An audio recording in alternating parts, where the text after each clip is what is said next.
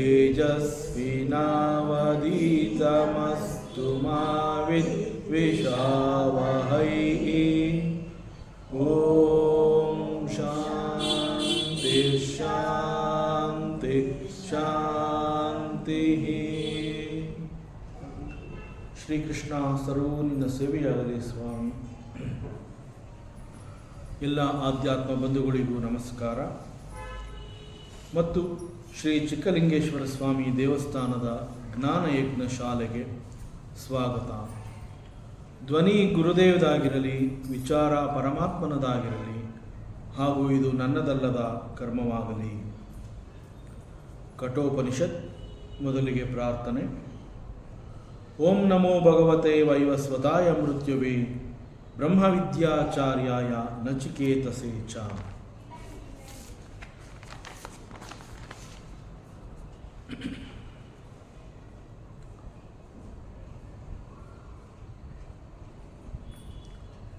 So ದೇಹವನ್ನು ನಂಬಿ ದೇಹವನ್ನು ನಾನು ಅಂತ ತಿಳ್ಕೊಳ್ಳುವಂತಹದ್ದು, ಅದನ್ನು existing in the body. So ಅದರ ಪರಿಣಾಮ ಏನು ಅಂತಂದರೆ ಇಟ್ ಈಸ್ ಆಲ್ವೇಸ್ ದುಃಖ, ಸಾರೋಸ್, ಮಿಸರೀಸ್. ಸೊ ದೇಹವನ್ನು ಆಶ್ರಯಿಸಿ ದೇಹವನ್ನು ನಂಬಿ ಅಂತ ದೇಹವೇ ನಾನು ಅಂತ ನಾನು ನಂಬಿದಾಗ ಅದರ ಪರಿಣಾಮದಿಂದ it is only miseries. I suffer a lot.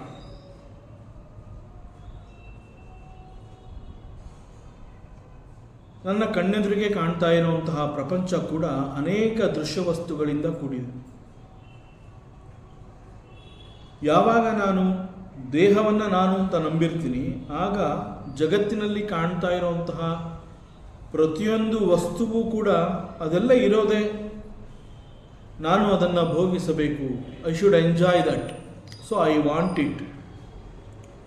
ಜಗತ್ತಿನ ವಸ್ತುಗಳು ನನಗೆ ಯಾಕೆ ಬೇಕು ಅಂತಂದರೆ, ನಾನು ದೇಹವನ್ನು ನಂಬಿದ್ದೀನಿ, ದೇಹವೇ ನಾನು ಅಂತ ತಿಳ್ಕೊಂಡಿದ್ದೀನಿ. ಸೊ ದೇಹದ ಆರೈಕೆ, ದೇಹ ಮನಸ್ಸು ಕೇಳ್ತಾ ಇದೆ, ಅವುಗಳಿಗೆ ಅದನ್ನು ಒದಗಿಸಬೇಕು.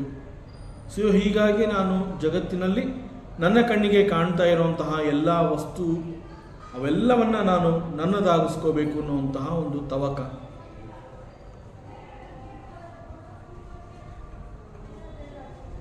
ಸೊ ಇಲ್ಲಿ ಆಯ್ಕೆ ಅಂತ ಹೇಳ್ತಾರೆ. ಆಯ್ಕೆ ಮತ್ತು ನಿರ್ಧಾರ ಅಂತ ಹೇಳಿದಾಗ, ನಿರ್ಧಾರ ಅನ್ನುವಂತಹದ್ದು ಇಟ್ಸ್ ಎ ಡಿಸಿಷನ್.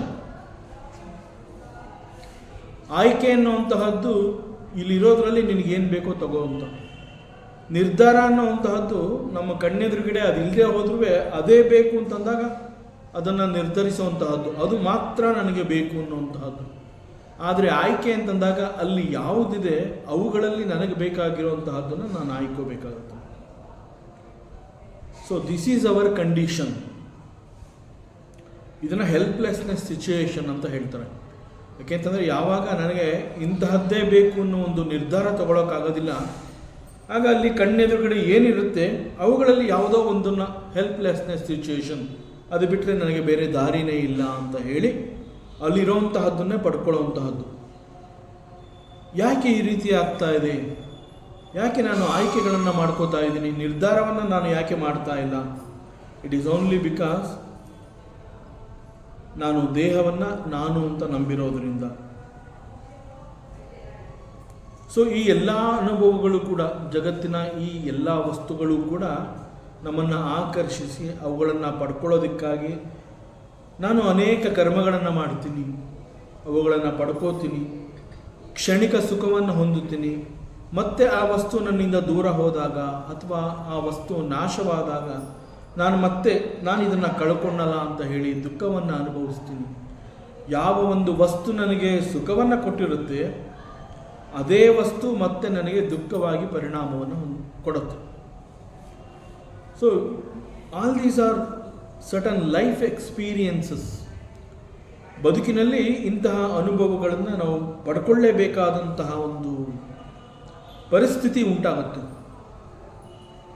ವೈರಾಗ್ಯ ಅಂತ ಹೇಳಿದಾಗ ಅದು ಏಕಾಏಕಿ ವೈರಾಗ್ಯ ಅನ್ನುವಂತಹದ್ದು ನಮಗೆ ಬರೋದಿಲ್ಲ.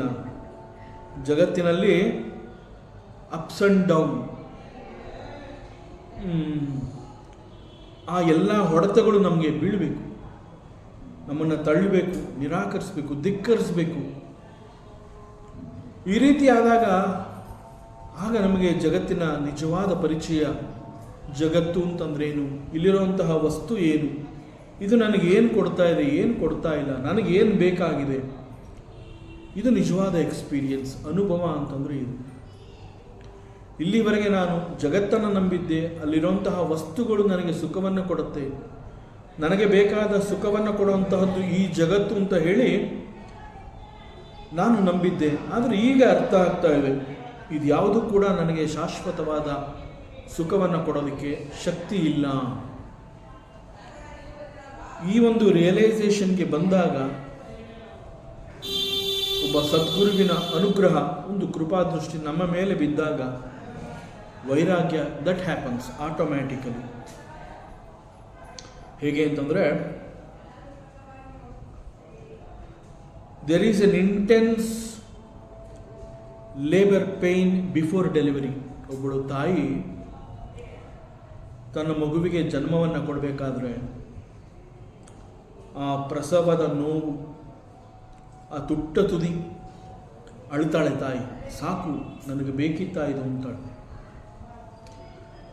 ಆ ಒಂದು ನೋವಿನ ಪರಾಕಾಷ್ಠೆಯನ್ನು ಹೋಗಿ ಮುಟ್ತಾಳೆ, ಕಣ್ಣುಗಳಲ್ಲಿ ನೀರು ಸುರಿಯುತ್ತೆ, ಕಿರುಚುತ್ತಾಳೆ, ಎಲ್ಲ ಆಗತ್ತೆ. ಆ ಎಲ್ಲ ನೋವುಗಳನ್ನು ಸಹಿಸ್ಕೋತಾ ಇರುವಂತಹ ಒಂದು ಸಂದರ್ಭದಲ್ಲಿ ಪ್ರಸವವಾಗತ್ತೆ. ಆಗ ಅವಳಿಗೆ ನಾನು ಮುಕ್ತಳಾದೆ, ಶಿ ಅಂಡರ್ಸ್ಟ್ಯಾಂಡ್ಸ್. ಆ ಸಮಯದಲ್ಲಿ ಅವಳಿಗೆ ಆ ಫ್ರೀಡಮ್ ಅನ್ನೋದು ಪರಿಚಯ ಆಗುತ್ತೆ, ಅವಳಿಗೆ ಅರ್ಥ ಆಗುತ್ತೆ, ಆಹಾ ಈಗ ನಾನು ಈ ಎಲ್ಲ ನೋವುಗಳಿಂದ ಈಚೆ ಬಂದೆ. ಆ ನೋವುಗಳಿಂದ ಈಚೆ ಬಂದಾಗ ಅವಳಿಗೆ ಆಗ್ತಾ ಇರುವಂತಹ ಆ ಒಂದು ಸಂತೋಷ ಎಷ್ಟು ಮಟ್ಟಿಗೆ ಇರುತ್ತೆ ಅಂತಂದರೆ, ಆ ಸಂತೋಷವನ್ನು ಒಂದೊಂದು ಕಣಕಣವನ್ನು ಅವಳು ಅನುಭವಿಸ್ತಾಳೆ. ಯಾಕೆ ಅಂತಂದರೆ ನೋವು ಮಾಯವಾಗಿ ಹೋಗಿರುತ್ತೆ. ಇನ್ನೂ ಪ್ರಸವ ಆಗಿಲ್ಲದೆ ಇದ್ದಾಗ ಆ ತೀವ್ರವಾದ ನೋವು ಅವಳನ್ನು ಹಿಂಡಿರುತ್ತೆ. ಅಷ್ಟು ನೋವು ಅನುಭವಿಸಿದ ಕಾರಣದಿಂದ ಪ್ರಸವದ ನಂತರದ ಆ ಸುಖವನ್ನು ಅವಳಿಗೆ ಅನುಭವಿಸೋದಕ್ಕೆ ಸಾಧ್ಯ ಆಯಿತು. It is exactly like that. ಪ್ರಪಂಚದ ಆಗುಹೋಗುಗಳು, ಅಪ್ಸ್ ಆ್ಯಂಡ್ ಡೌನ್ ನಮ್ಮನ್ನು ಟಾಸ್ ಮಾಡುತ್ತೆ ಅಂತಂದರೆ, ಎತ್ತಿ ಎತ್ತಿ ಮೇಲಕ್ಕೆ ಎಸೆಯುತ್ತೆ ನಮ್ಮನ್ನು. ಸೊ ಇಲ್ಲಿ ಪ್ರಪಂಚದಲ್ಲಿ ಆಗ್ತಾ ಇರುವಂತಹ, ಪ್ರಪಂಚ ಕೊಡ್ತಾ ಇರುವಂತಹ ಈ ಎಲ್ಲ ನೋವುಗಳನ್ನು ನಾವು ತಗೊಳ್ಳೇಬೇಕಾಗತ್ತೆ. ಒಂದರ್ಥದಲ್ಲಿ ನಮಗೆ ಜನ್ಮ ಸಿಕ್ಕಿರುವಂತಹದ್ದೇ ಕೆಲವೊಂದು ರೀತಿಯ ನೋವುಗಳನ್ನು ನಾವು ಅನುಭವಿಸಿ ಕಳ್ಕೋಬೇಕಾಗುತ್ತೆ. ಸೊ ಹಾಗಾಗಿ ಆ ಎಲ್ಲ ಅನುಭವಗಳಾದಮೇಲೆ ಗೊತ್ತಾಗುತ್ತೆ, ಓಹೋ it is not my cup of tea, ಇದು ನನ್ನ ಪಾಲಿನದಲ್ಲ, ಇದು ಯಾವುದೋ ನನಗೆ ಬೇಡ. ದಟ್ ಈಸ್ ವೈರಾಗ್ಯ. ಸೊ ಹೀಗೆ ಬಿಡುಗಡೆಗೆ ಮುಂಚೆ ಈ ರೀತಿಯ ಅನುಭವಗಳು ಆಗಲೇಬೇಕು. Every level of the life, ಜೀವನದ ಪ್ರತಿ ಹಂತ ನಮಗೆ ಅನೇಕ ರೀತಿಯ ಅನುಭವಗಳನ್ನು ಕೊಡುತ್ತೆ. ಸೊ ಇಂತಹ ವಿಚಾರಗಳನ್ನು ಕುರಿತು ನಾವು ಹೆಚ್ಚು ಚಿಂತನೆಯನ್ನು ಮಾಡಬೇಕಾಗುತ್ತೆ. ಇಲ್ಲಿ ಕಂಡುಬರುವಂತಹ ನೋವು, ವಿಷಾದ, ಇದು ನೋವಿನ ಸಂಗತಿ, ವಿಷಾದದ ಸಂಗತಿ ಅಂತ ಅನಿಸಿದ್ರೂ ಕೂಡ ಆ ವಿಷಾದ ಸಂಗತಿಯನ್ನು ಕುರಿತು ನಾವು ಆಲೋಚನೆ ಮಾಡಬೇಕಾಗುತ್ತೆ, ವಿಚಾರ ಮಾಡಬೇಕಾಗುತ್ತೆ. ಯಾಕೆಂತಂದರೆ it is because of the Vishada Yoga, it is because of the Vishada of the Arjuna, the Bhagavad Gita, it happen. So ನಾವೇನು ಅನುಭವಿಸ್ತಾ ಇದ್ದೀವಿ, ಆ ಒಂದು ನೋವು, ವಿಷಾದ, ಅವನ್ನೆಲ್ಲ ಮತ್ತಷ್ಟು ನಾವು ಚಿಂತನೆಗೆ ಇಟ್ಕೊಂಡು ನನಗೆ ಏನು ಬೇಕು, ನನಗೆ ಏನು ಬೇಡ, ಹೆಚ್ಚು ಚಿಂತನೆಯನ್ನು ಮಾಡಬೇಕಾಗತ್ತೆ.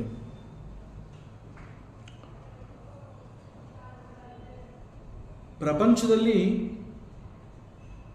ನಾವು ನೋಡಿದ ತಕ್ಷಣ ಇದು ನನಗೆ ಸಂತೋಷವನ್ನು ಕೊಡುತ್ತೆ, ಜಗತ್ತು ಈಸ್ ಫೈನ್, ಜಗತ್ತಿನಲ್ಲಿರುವಂತಹ ವಸ್ತುಗಳು ನನ್ನ ಭೋಗಕ್ಕಾಗಿ, ಇವೆಲ್ಲವನ್ನು ನಾನು ಅನುಭವಿಸಬೇಕು, ಅದರಿಂದ ಜಗತ್ತು ಈಸ್ ರಿಯಲ್. ಒಂದು ವೇಳೆ ಜಗತ್ತು ಅನ್ನುವಂತಹದ್ದೇ ನಿಜವಾಗಲೂ ಸುಖವನ್ನು ಕೊಡುವಂತಹ ಒಂದು ಬಹಳ ದೊಡ್ಡ ಆಶ್ರಯ ಧಾಮ ಅನ್ನೋ ಹಾಗೆ ಆಗಿದ್ದ ಪಕ್ಷದಲ್ಲಿ ಈ ಸ್ಪಿರಿಚುಯಾಲಿಟಿಗೆ ಬೆಲೆನೇ ಇರ್ತಿರ್ಲಿಲ್ಲ.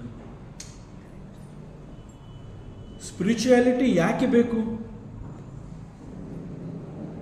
ಅನುಭವಿಗಳು ಹೇಳೋ ಪ್ರಕಾರ ಈ ಆಧ್ಯಾತ್ಮ ಸಾಧನೆ ಅಂತ ಹೇಳಿ ಸ್ಪಿರಿಚುವಲ್ ಪ್ರಾಕ್ಟೀಸ್ ಮಾಡ್ತಾ ಮಾಡ್ತಾ ನಿಜವಾದ ಶಾಂತಿ ನೆಮ್ಮದಿ ಏನು ಅನ್ನೋದು ಅದು ನಮಗೆ ಕಲಿಸತ್ತೆ ಅಂತ ಹೇಳ್ತಾರೆ ಸ್ಪಿರಿಚುಯಾಲಿಟಿ. ಆದರೆ ಪ್ರಪಂಚವೇ ನಮಗೆ ಅಂತಹ ಒಂದು ನೆಮ್ಮದಿಯನ್ನು ಕೊಡುತ್ತೆ ಅನ್ನೋದಾದರೆ ಈ ಸ್ಪಿರಿಚುಯಾಲಿಟಿ ಯಾರಿಗೆ ಬೇಕು, ಯಾಕೆ ಬೇಕು? ಸೊ ಈ ಒಂದು ಕ್ವಶನ್ ಬರ್ತಾ ಇರುತ್ತೆ. It is exactly when Nachiketa in his third boon, ತನ್ನ 3ನೇ ವರದಲ್ಲಿ ತನಗೆ ಬೇಕಾಗಿರುವಂತಹದ್ದನ್ನು ಕೇಳಿದಾಗ ಯಮಧರ್ಮರಾಜ ಹೇಳ್ತಾನೆ, it is not possible, don't ask this. ಇದನ್ನು ಹೊರತುಪಡಿಸಿ ನಿನಗೆ ಬೇಕಾಗಿರುವಂತಹ ಯಾವುದೇ ಆಗಿರಲಿ ಅದನ್ನು ಕೇಳ್ಕೊ. ಅಷ್ಟೈಶ್ವರ್ಯವನ್ನು ಕೇಳ್ಕೊ, ಜಗತ್ತಿನ ಬಹಳ ದೊಡ್ಡ ವಿಸ್ತಾರವಾದ ಭೂಮಿಯನ್ನು ಕೇಳ್ಕೊ, ಪಶು ಸಂಪತ್ತನ್ನು ಕೇಳ್ಕೊ, ಚಿನ್ನವನ್ನು ಕೇಳ್ಕೊ, ಹಣವನ್ನು ಕೇಳ್ಕೊ, ನಿನಗೆ ಏನು ಬೇಕು ಎಲ್ಲವನ್ನು ಕೊಡ್ತೀನಿ. ಸ್ವರ್ಗವನ್ನು ಕೇಳ್ಕೊ, ಸ್ವರ್ಗದ ಅಪ್ಸರಿಯರು ನಿನ್ನ ಸೇವೆಯನ್ನು ಮಾಡ್ತಾರೆ, ಅಪ್ಸರಿಯರನ್ನು ನಾನು ಕೊಡ್ತೀನಿ.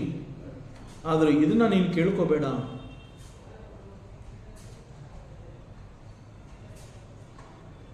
ನಚಿಕೇತ ಹೇಳ್ತಾನೆ, ನನಗೆ ಬೇಕಾಗಿರೋದನ್ನ ಕೊಡ್ತೀನಿ ಅಂತ ನೀನು ಹೇಳ್ತಾ ಇಲ್ಲ, ನಿನಗೆ ಯಾವುದನ್ನು ಕೊಡಬೇಕು ಅಂತ ಅನ್ಸುತ್ತೆ ಅದನ್ನು ನೀನು ನನಗೆ ಆಫರ್ ಮಾಡ್ತಾ ಇದೀಯ. ಸೊ ನೀನು ಕೊಡಬಹುದಾದಂತಹ ಆ ಎಲ್ಲ ಸುಖಗಳು ಕೂಡ ಒಮ್ಮೆ ನಾನು ಅದನ್ನು ಅನುಭವಿಸ್ತೀನಿ ಅನ್ನೋದೇ ಆದ ಪಕ್ಷದಲ್ಲಿ ಸರ್ವೇಂದ್ರಿಯಾಣಂ ಜರಯಂತಿ ತೇಜ, ಅದು ನನ್ನ ಎಲ್ಲ ಇಂದ್ರಿಯಗಳನ್ನು ಕ್ಷೀಣಗೊಳಿಸುತ್ತೆ. ವೈಟಲ್ ಎನರ್ಜಿ, ನನ್ನ ಪ್ರಾಣಶಕ್ತಿಯನ್ನು ಅದು ದುರ್ಬಲಗೊಳಿಸುತ್ತೆ. ನೀನು ಕೊಡುವಂತಹದ್ದು, ನೀನು ಸುಖ ಅಂತ ಹೇಳ್ತಾ ಇದೆಯಾ, ಐಶ್ವರ್ಯ ಅಂತ ಹೇಳ್ತಾ ಇದೆಯಾ, ನನ್ನ ಪಾಲಿಗೆ ಅದು ನನ್ನ ಪ್ರಾಣಶಕ್ತಿಯನ್ನು ಹಿಂಡಿ ಹಿಪ್ಪೆ ಮಾಡುತ್ತೆ. ಸರ್ವೇಂದ್ರಿಯಾಣಂ ಜರಯಂತಿ ತೇಜ. ಸೊ ಅಂತಹದ್ದನ್ನು ನೀನು ನನಗೆ ಕೊಡಬೇಕು ಅಂತ ಹೇಳ್ತಾ ಇದೆಯಲ್ಲ, ನಾನು ಕೇಳ್ಕೊತಾ ಇರೋದು ನೀನು ಕೊಡುವಂತಹದ್ದು ಯಾವುದು ಅಂತಂದರೆ, ನನಗೆ ಬೇಕಾಗಿರುವಂತಹದ್ದು ಇವೆಲ್ಲವುಗಳ ಹಿಂದೆ ಇರುವಂತಹ ಎಂದೂ ಬದಲಾಗದ ಆ ಸತ್ಯ ಏನಿದೆ, ಆ ಸತ್ಯವನ್ನು ನನಗೆ ಉಪದೇಶ ಮಾಡು. ನನಗೆ ಬೇಕಾಗಿರುವಂತಹದ್ದು ದಟ್ ಅಲ್ಟಿಮೇಟ್ ಟ್ರೂತ್. ಅದನ್ನು ಹೊರತುಪಡಿಸಿ ನೀನು ನನಗೆ ಬೇಡದೇ ಇರುವಂತಹ ಜಗತ್ತಿನ ಕೆಲವು ಸುಖ ಬಯಕೆಗಳನ್ನು ನಾನು ಇಷ್ಟಪಡದೆ ಹೋದರೂ ಕೂಡ ಕೊಡ್ತೀನಿ ಅಂತ ಹೇಳ್ತಿದೆಯಲ್ಲ, ಅದು ಯಾವುದು ನನಗೆ ಶಾಶ್ವತವಾದ ನೆಮ್ಮದಿಯನ್ನು ಕೊಡೋದಿಲ್ಲ. ನನಗೆ ಅದು ಯಾವುದು ಬೇಡ. ನೀನು ಕೊಡುವಂತಹ ಅಷ್ಟು ಸುಖಗಳನ್ನು ಅನುಭವಿಸೋದು ಯಾವುದು ಅಂತಂದರೆ ಅದು ದೇಹ, ನಾನಲ್ಲ. ನಾನು ಕೇಳ್ಕೊತಾ ಇರೋದು ನನಗೆ ಬೇಕಾಗಿರುವಂತಹದ್ದನ್ನು, ದೇಹಕ್ಕಲ್ಲ. ನೀನು ಏನು ಸುಖವನ್ನು ಕೊಡ್ತೀನಿ ಅಂತೀಯ ಅದನ್ನು ದೇಹ ಅನುಭವಿಸುತ್ತೆ, ಮನಸ್ಸು ಅನುಭವಿಸುತ್ತೆ. ಆದರೆ ನನಗೆ ಅದು ಯಾವುದು ಬೇಡ. ಸೊ ನನಗೆ ಎಂದಿಗೂ ಬದಲಾಗದ ಆ ಸತ್ಯವನ್ನು ನನಗೆ ನೀನು ತಿಳಿಸ್ಕೊಡು. ಇಲ್ಲಿ ಈ ಮಂತ್ರದಲ್ಲೂ ಕೂಡ ಎಕ್ಸಾಕ್ಟಾಗಿ ಅದೇ ವಿಚಾರವನ್ನು ಕುರಿತು ಇಲ್ಲಿ ಪ್ರಸ್ತಾಪ ಮಾಡ್ತಾ ಇರುವಂತಹದ್ದು. ಒಬ್ಬ ನಿಜವಾದ ಮುಮುಕ್ಷುವಿನ ಮನಸ್ಥಿತಿ ಈ ರೀತಿ ಇರುತ್ತೆ. ಮುಮುಕ್ಷು ಅಂತಂದರೆ ಮೋಕ್ಷದ ಬಯಕೆ. ಮನುಷ್ಯನಾಗಿ ಇಲ್ಲಿ ಹುಟ್ಟಿ ಬಂದಿದ್ದಾನೆ, ಆಧ್ಯಾತ್ಮದ ಸಾಧನೆ ಅಂತ ಹೇಳಿದಾನೆ. ಅವನ ಮುಖ್ಯ ಉದ್ದೇಶ ಮೋಕ್ಷವನ್ನು ಸಂಪಾದನೆ ಮಾಡಿಕೊಳ್ಳುವಂತಹದ್ದು. ಸೊ ಮುಮುಕ್ಷುವಿನ ಮನಸ್ಥಿತಿ ಏನು ಅಂತಂದರೆ ಕೇವಲ ಮೋಕ್ಷವನ್ನು ಮಾತ್ರ ನಾನು ಪಡ್ಕೋಬೇಕು. ಮೋಕ್ಷದ ಬಯಕೆಯನ್ನು ಹೊರತುಪಡಿಸಿದ್ರೆ ನನಗೆ ಬೇಕಾಗಿರುವಂತಹದ್ದು ಇಲ್ಲಿ ಏನೂ ಇಲ್ಲ. ಮುಮುಕ್ಷುವಿನ ಮನಸ್ಥಿತಿ ಏನು ಅಂತಂದರೆ ಆತ್ಮನನ್ನು ಹೊರತುಪಡಿಸಿದರೆ ಉಳಿದ ಯಾವುದರಿಂದ ಕೂಡ ಸುಖ, ಶಾಂತಿ, ನೆಮ್ಮದಿ ಅದು ಯಾವುದು ಸಿಗೋದಿಲ್ಲ. ಬಿಟ್ವೀನ್ ಆತ್ಮ ಅಂಡ್ ಅನಾತ್ಮ, ಕೇವಲ ಆತ್ಮಕ್ಕೆ ಮಾತ್ರ ನನಗೆ ಬೇಕಾಗಿರುವಂತಹ ಶಾಂತಿ, ನೆಮ್ಮದಿಯನ್ನು ಕೊಡೋದಕ್ಕೆ ಶಕ್ತಿ ಇದೆ. ಅನಾತ್ಮ, ದಿಸ್ ಜಗತ್ತು ಈಸ್ ಅನಾತ್ಮ. ಈ ಜಗತ್ತಿಗೆ ಅಂತಹ ಶಕ್ತಿನೇ ಇಲ್ಲ. ಸೊ ಮುಮುಕ್ಷುವಿನ ಮನಸ್ಥಿತಿ ಏನು ಅಂತಂದರೆ, ನನಗೆ ಕೇವಲ ಆತ್ಮ ಬೇಕು, ಆತ್ಮನನ್ನು ಹೊರತುಪಡಿಸಿದ್ರೆ ನನಗೆ ಬೇರೆ ಇನ್ನೇನೂ ಬೇಡ. So I want that truth, ನನಗೆ ಐ ವಾಂಟ್ ಆತ್ಮನ್, ಬ್ರಹ್ಮನ್, ನನಗೆ ಬೇರೆ ಇನ್ನೇನೂ ಬೇಡ. ಈ ಮಂತ್ರದ ಪ್ರಾರಂಭದಲ್ಲಿ ಸತ್ಯ, ದ ಟ್ರೂತ್, ದ ರಿಯಾಲಿಟಿ ಅಂತಂದರೆ ಪರಬ್ರಹ್ಮ, ಪರಮಾತ್ಮ, ದಿ ಆತ್ಮನ್, ಅವನನ್ನು ನಾವು ಪರಮಾತ್ಮ ಅಂತ ಕರಿತೀವಿ, ಭಗವಂತ ಅಂತ ಕರಿತೀವಿ, ದೇವರು ಅಂತ ಕರಿತೀವಿ. ಈ ಆತ್ಮನ್, ಈ ಪರಬ್ರಹ್ಮ ಅವನು ಯಾರಿಗೆ ಸಿಗ್ತಾನೆ, ಅವನು ಯಾರಿಗೆ ಸಿಗ್ತಾನೆ, ಅವನು ಹೇಗೆ ಸಿಗ್ತಾನೆ, ಅವನನ್ನು ಹೊಂದುವ ಮಾರ್ಗ ಯಾವುದು, ಅದನ್ನು ಕುರಿತು ಈ ಮಂತ್ರದ ಪ್ರಾರಂಭದಲ್ಲಿ ಪ್ರಸ್ತಾಪ ಮಾಡಿರುವಂತಹದ್ದು. ಸೊ ಅವನು ಯಾರಿಗೆ ಸಿಗ್ತಾನೆ, ಹೇಗೆ ಸಿಗ್ತಾನೆ ಎನ್ನುವಂತಹದ್ದನ್ನು ಇಲ್ಲಿ ಉಪನಿಷತ್ತು ಹೇಳುತ್ತೆ.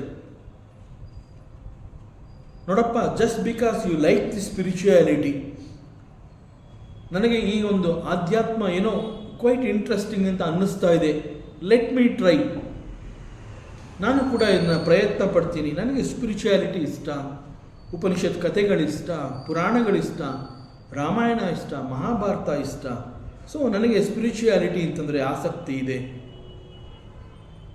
ಸೊ ನಾನು ಕೂಡ ಸಾಧನೆಯನ್ನು ಮಾಡ್ತಾ ಇದ್ದೀನಿ. Just because I like spirituality and I am involving in certain activities called the sadhana ಅಂದ ಮಾತ್ರಕ್ಕೆ you will not get the Atman. So ನೀನು ಸ್ಪಿರಿಚುಯಾಲಿಟಿನ ಇಷ್ಟಪಟ್ಟಿರಬಹುದು, ನೀನು ಸಾಧನೆ ಮಾಡ್ತಾ ಇರಬಹುದು, ಜೊತೆಗೆ you may not be a samsari also, even then you will not get Atman. ಅಯಂ ಆತ್ಮ, ದಿಸ್ ಸೆಲ್ಫ್, ಈ ಆತ್ಮ ಅನ್ನುವಂತಹದ್ದು ನ ಪ್ರವಚನೇನ ಲಭ್ಯ, ಪ್ರವಚನದ ಕಾರಣದಿಂದ. ಇಲ್ಲಿ ಆಚಾರ್ಯರು ಹೇಳ್ತಾ ಇರುವಂತಹದ್ದು ಪ್ರವಚನ ಅಂತಂದರೆ ಸ್ಟಡಿ ಆಫ್ ದಿ ಸ್ಕ್ರಿಪ್ಚರ್ಸ್, ಶಾಸ್ತ್ರ ಗ್ರಂಥ, ವೇದಾಂತಗಳನ್ನು ಅಧ್ಯಯನ ಮಾಡುವಂತಹದ್ದು. ಸೊ ಅವುಗಳ ಮೂಲಕ, ಉಪನ್ಯಾಸದ ಮೂಲಕ ನ ಪ್ರವಚನೇನ ಲಭ್ಯ, ಆ ಕಾರಣದಿಂದ you will not get it. So spiritual seeker ಅಂತಂದರೆ again he is mumukshu. Spiritual seeker ಒಬ್ಬ ಮುಮುಕ್ಷು ಅಂತಂದಾಗ ಅದು ಬಹಳ ದೊಡ್ಡ ಅರ್ಥವನ್ನು ಕೊಡುತ್ತೆ. ಸ್ಪಿರಿಚುವಲ್ ಪ್ರಾಕ್ಟೀಸ್ ಅಂತ ಹೇಳಿದಾಗ, ಸ್ಪಿರಿಚುಯಾಲಿಟಿನಲ್ಲಿ ಇವನೊಬ್ಬ ಮುಮುಕ್ಷು ಅಂತಂದಾಗ ಅದರ ವ್ಯಾಲ್ಯೂನೇ ಬೇರೆ, ಅದರ ಅರ್ಥನೇ ಬೇರೆ ಇರುತ್ತೆ. ಜಪ, ತಪ, ಶ್ರವಣ ಇತ್ಯಾದಿ ಇವೆಲ್ಲವನ್ನ ಸ್ಪಿರಿಚುವಲ್ ಪ್ರಾಕ್ಟೀಸ್ ಅಂತ ಹೇಳಿ ಅವೆಲ್ಲವನ್ನ ಮಾಡಬಹುದು. ಒಬ್ಬ ಮನುಷ್ಯ ಮುಮುಕ್ಷುವಿನ ಬಯಕೆಯನ್ನು ಪಕ್ಕಕ್ಕಿಟ್ಟು ಸ್ಪಿರಿಚುಯಾಲಿಟಿ ಪ್ರಾಕ್ಟೀಸ್ ಮಾಡಬಹುದು, ವೇದಾಂತಗಳನ್ನು ಕಲ್ತ್ಕೋಬಹುದು, ಉಪನಿಷತ್ಗಳನ್ನು ಅಧ್ಯಯನ ಮಾಡಬಹುದು, ರಾಮಾಯಣ, ಮಹಾಭಾರತ, ಭಗವದ್ಗೀತೆಗಳನ್ನು ಆಸಕ್ತಿಯಿಂದ ಓದ್ಬೋದು, ತಿಳ್ಕೋಬಹುದು.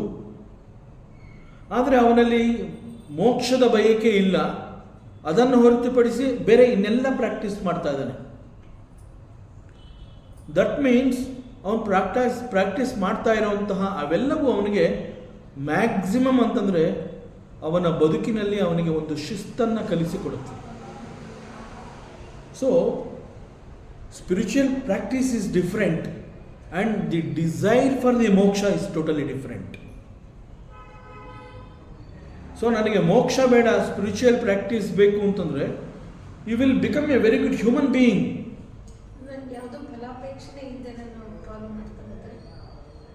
ಸಿ, ಮೋಕ್ಷ ಅಂತ ಹೇಳಿದಾಗ ಸಾಮಾನ್ಯವಾಗಿ ಅಲ್ಲಿ ಒಂದು ಜನರಲ್ ಅಂಡರ್ಸ್ಟ್ಯಾಂಡಿಂಗ್ ಏನು ಅಂತಂದರೆ, ಮೋಕ್ಷ ಅನ್ನುವಂತಹದ್ದನ್ನು ಒಂದು ಪ್ಲೇಸ್ ಅಥವಾ ಒಂದು ಧಾಮ, ಪರಮಾತ್ಮನ ಪರಂಧಾಮ ಆ ಅರ್ಥದಲ್ಲಿ ತಗೋತಾರೆ. ಸೊ ಇಲ್ಲಿ ಮೋಕ್ಷ ಅಂತಂದರೆ ಅನೇಕ ಜನಗಳು ಮರಣದ ನಂತರದಲ್ಲಿ ಹೋಗಿ ಎಲ್ಲೋ ಒಂದು ಕಡೆ ಸೆಟ್ಲ್ ಆಗೋದು ಆ ರೀತಿನಲ್ಲಿ. ಇಲ್ಲಿ ಮೋಕ್ಷ ಅಂತಂದರೆ ನನಗೆ ಫಲಾಪೇಕ್ಷೆ, ಮೋಕ್ಷದ ಬಗ್ಗೆ ಕೂಡ ಫಲಾಪೇಕ್ಷೆ ಇಲ್ಲ ಅಂತ ನಾವು ಹೇಳ್ಕೊಡೋ ಅಂತಹದ್ದಕ್ಕೂ ನಿಜವಾಗ್ಲೂ ವಾಟ್ ಈಸ್ ಮೋಕ್ಷ ಅನ್ನುವಂತಹದ್ದು ಗೊತ್ತಾದಾಗ್ಲೂ ಅಲ್ಲಿ ನಾವು ಚಿಂತನೆ ಮಾಡಬೇಕಾಗಿರುವಂತಹದ್ದೇನು ಅಂತಂದರೆ ವೈಲ್ ಪ್ರಾಕ್ಟೀಸಿಂಗ್ ಸ್ಪಿರಿಚುಯಾಲಿಟಿ, ಆ ಸಂದರ್ಭದಲ್ಲಿ ಅಹಂಕಾರ ಅನ್ನುವಂತಹದ್ದು ಸಾಕಷ್ಟು ನನ್ನ ಹತ್ರ ಇರುತ್ತೆ. ಸೊ ಅದು ಎಲ್ಲಿವರೆಗೆ ನನ್ನ ಹತ್ರ ಇರುತ್ತೆ ಅಂತಂದರೆ ನಾನು ಭಗವಂತನನ್ನು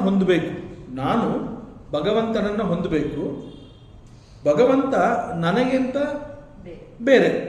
so there are two entities. So ನನಗೆ ಪ್ರತಿಫಲಾಪೇಕ್ಷೆ ಇಲ್ಲ ಅಂತಂದರೆ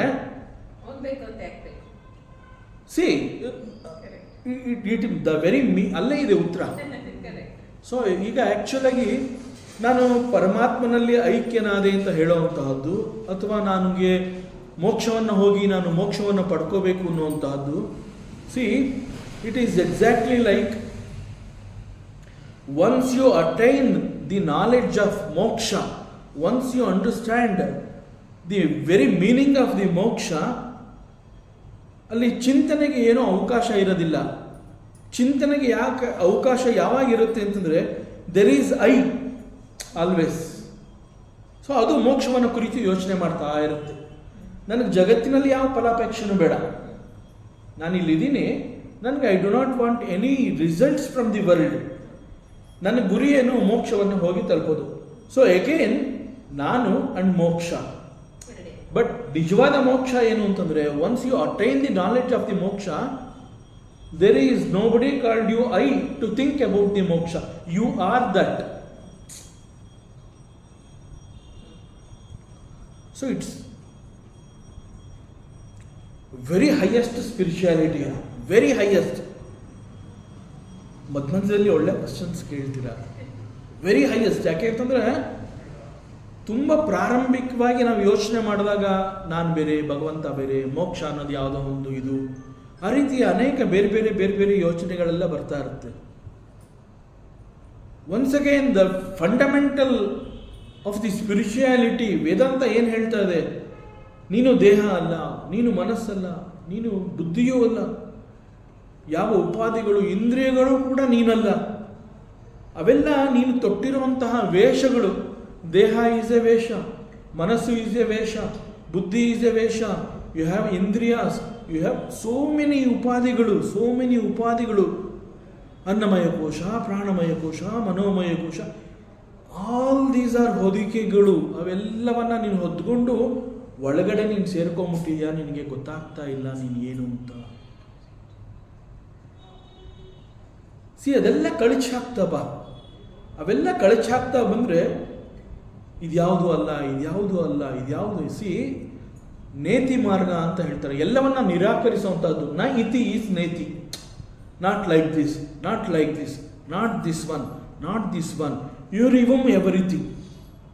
when you remove everything, when you come out, you are not there. It is exactly ಈರುಳ್ಳಿ ತಗೊಂಡ್ಬಿಟ್ಟು ನಾನು ಸಿಪ್ಪೆ ಎಲ್ಲ ಬಿಡಿಸ್ತಾ ಬರ್ತೀನಿ ಅಂತಂದರೆ, ಯಾಕೆ ಬಿಡಿಸ್ತಾ ಇದೆಯಾ? ನಾನು ಈರುಳ್ಳಿನ ನೋಡಬೇಕು. ಮೇಲ್ಗಡೆ ಒಣಗಿರೋ ಸಿಪ್ಪೆನ್ನ ನೀನು ಆಹಾರವಾಗಿ ಯೂಸ್ ಮಾಡೋಕ್ಕಾಗೋದಿಲ್ಲ. You will peel it. ಅದು ಒಣಗೋಗಿದೆ, ಅದು ಯಾವ ರೀತಿಯಿಂದನೂ ಆಹಾರ ಸಿದ್ಧಪಡಿಸೋದಕ್ಕಾಗೋದಿಲ್ಲ. ಯು ಡೋಂಟ್ ವಾಂಟ್ ದಟ್ ಅಷ್ಟೇ. ಆದರೆ ಮೇಲ್ಗಡೆ ಸಿಪ್ಪೆನೂ ಈರುಳ್ಳಿ ಒಣಗಿದೆ ಅಷ್ಟೇ. ಅದು ಒಣಗಿಲ್ಲ ಅಂತಂದ ಮೇಲೆ ಅದು ಕೂಡ ಈರುಳ್ಳಿನೇ.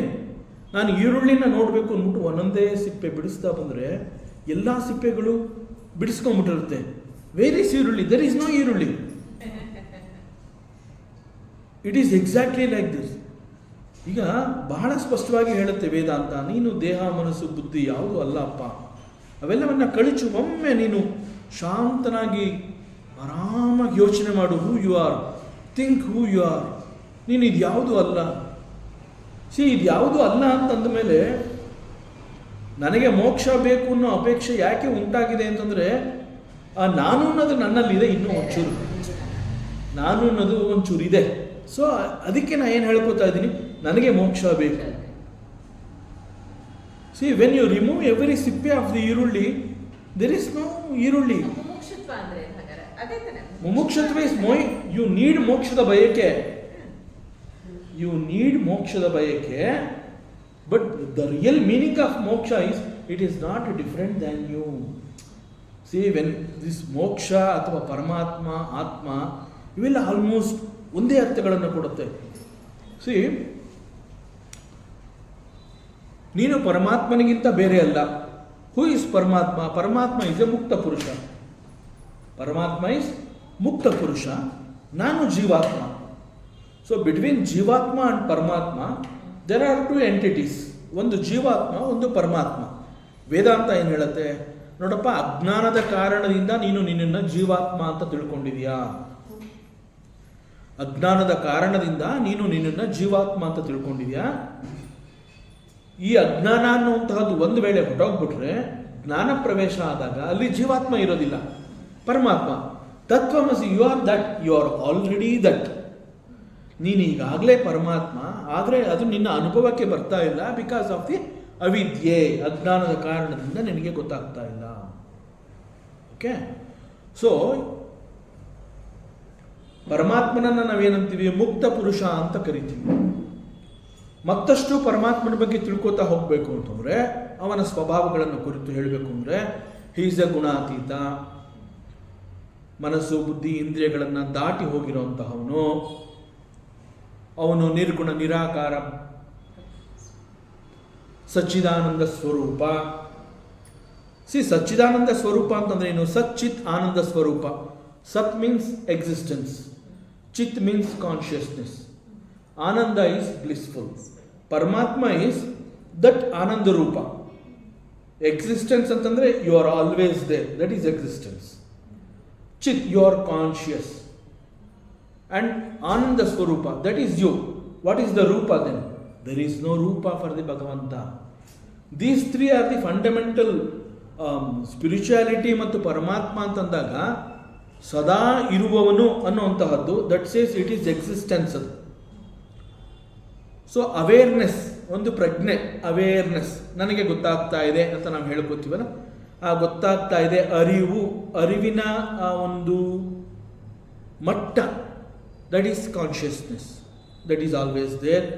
And Ananda Swarupa, see, ಆನಂದ ಅಂತ ಹೇಳಿದಾಗ ಲೆಟ್ ಅಸ್ ಆ ಆನಂದ ಅನ್ನೋದನ್ನು ಈ ಥರ ಅರ್ಥ ಮಾಡ್ಕೊಳ್ಳೋಣ. ಸುಖ ದುಃಖ, let us for the time being ಸುಖ ಈಸ್ ಆನಂದ ಅಂತ ಅಂದ್ಕೊಳ್ಳೋಣ.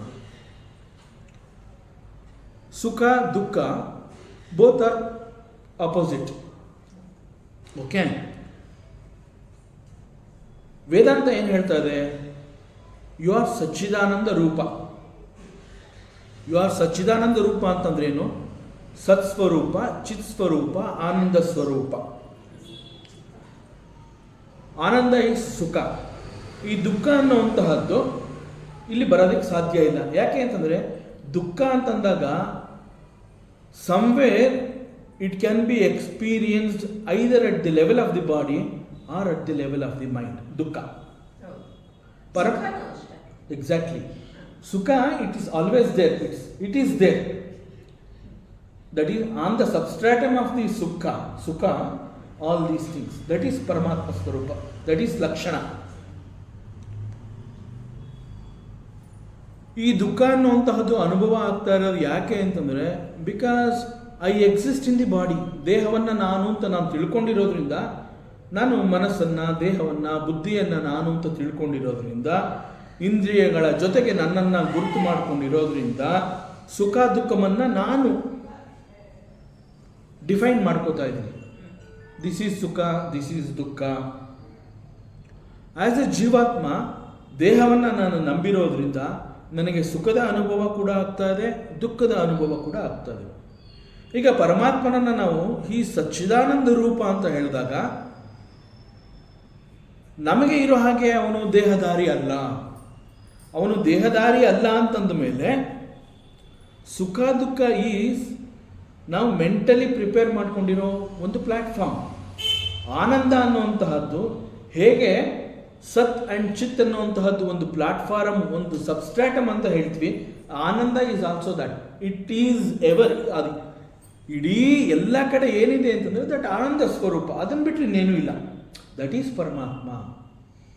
ಸೊ ಇಲ್ಲಿ ನಾವು ನಮ್ಮನ್ನು ದೇಹದೊಂದಿಗೆ, ಮನಸ್ಸಿನೊಂದಿಗೆ, ಬುದ್ಧಿಯೊಂದಿಗೆ ಗುರುತಿಸ್ಕೊಂಡು ಲಿಮಿಟ್ ಆಗಿರೋದ್ರಿಂದ ನಾವೇನು ಮಾಡ್ತೀವಿ, ದ್ವಂದ್ವಗಳನ್ನು ನೋಡ್ತಾ ಹೋಗ್ತೀವಿ. ಇದು ಸುಖ, ಇದು ದುಃಖ, ಇದು ಕಷ್ಟ, ಇದು ಚೆನ್ನಾಗಿದೆ, ಇದು ಲಾಭ, ಇದು ನಷ್ಟ, ಜಯ, ಅಪಜಯ, ನೋವು, ನಲಿವು, ಈ ಎಲ್ಲ ದ್ವಂದ್ವಗಳು ನನಗೆ ಯಾಕೆ ಎಕ್ಸ್ಪೀರಿಯನ್ಸ್ ಆಗ್ತಾ ಇದೆ ಅಂತಂದರೆ ನಾನು ದೇಹದಲ್ಲಿ ಬದುಕನ್ನ ನೋಡ್ತಾ ಇದ್ದೀನಿ. Because I have A body, I am experiencing all these varieties. ಒಂದೇ ಒಂದು ಕ್ಷಣ ಅನುಭವಾನಂದ ಸರಸ್ವತಿ ಅವರು ಹೇಳೋ ಹಾಗೆ, ನಾನು ದೇಹ ಅಲ್ಲ, ನಾನು ಗಂಡಸು ಅಲ್ಲ, ನಾನು ಸ್ತ್ರೀಯೂ ಅಲ್ಲ, ನಾನು ಏನೂ ಅಲ್ಲದವನು ಅನ್ನೋದನ್ನು ನೀನು ಚಿಂತನೆಗೆ ಇಟ್ಕೊಂಡಾಗ ನಿನಗೆ ಯಾವುದಾದ್ರೂ ಮನಸ್ಸಿನಲ್ಲಿ ಕಿರಿಕಿರಿ ಉಂಟಾಯ್ತಾ ಅಂತ ಅವ್ರು ಮೆಡಿಟೇಷನ್ ಮಾಡಿಸಿದಾಗ ಅಲ್ಲಿ ಸೇರಿದ್ದವರೆಲ್ಲ ಅಂತಾರೆ, ಫೆಂಟಾಸ್ಟಿಕ್, ಇಲ್ವೇ ಇಲ್ವಲ್ಲ. ಈಗ ಯೋಚನೆ ಮಾಡು, ನಿನ್ನನ್ನು ನೀನು ಹೆಣ್ಣು ಅಂತ ತಿಳ್ಕೊ, ನೀನೊಬ್ಳು ಹೆಂಡ್ತಿ ಅಂತ ತಿಳ್ಕೊ ಅಂತಂದಾಗ ಅವಳು ಮೆಡಿಟೇಷನ್ ಮಾಡೋಕ್ಕಾಗಲಿಲ್ಲ. ಯಾಕೆ ಅಂತಂದರೆ ಗಂಡ, ಮನೆ, ಮಕ್ಕಳು ಅನ್ನೋ ಜವಾಬ್ದಾರಿಗಳು ಒಂದಾದ್ಮೇಲೆ ಒಂದು ಜ್ಞಾಪಕ ಬರ್ತಾ ಇದೆ. ಅದೇ ನೀನು ಗಂಡಸು ಅಂತ ತಿಳ್ಕೊ, ಆ ರೀತಿ ಮೆಡಿಟೇಷನ್ ಮಾಡು ಅಂತಂದಾಗ ಆಗಲೂ ಅವನಿಗೆ ನೆಮ್ಮದಿ ಇಲ್ಲ. ಸಂಪಾದನೆ ಮಾಡಬೇಕು, ಹೆಂಡ್ತಿನ ಸಾಕಬೇಕು, ಮಕ್ಕಳನ್ನ ಸಾಕಬೇಕು, ಅವ್ರಿಗೆ ಬೇಕಾಗಿರೋದನ್ನೆಲ್ಲ ಕೊಡಬೇಕು, ಆಗಲೂ ನೆಮ್ಮದಿ ಇಲ್ಲ, ಮೆಡಿಟೇಷನ್ ಮಾಡೋಕ್ಕಾಗಲಿಲ್ಲ. ನೀ ಏನೂ ಅನ್ನದವನು ಅಂತ ತಿಳ್ಕೊಂಬಿಡು. Where is the pain? It disappeared.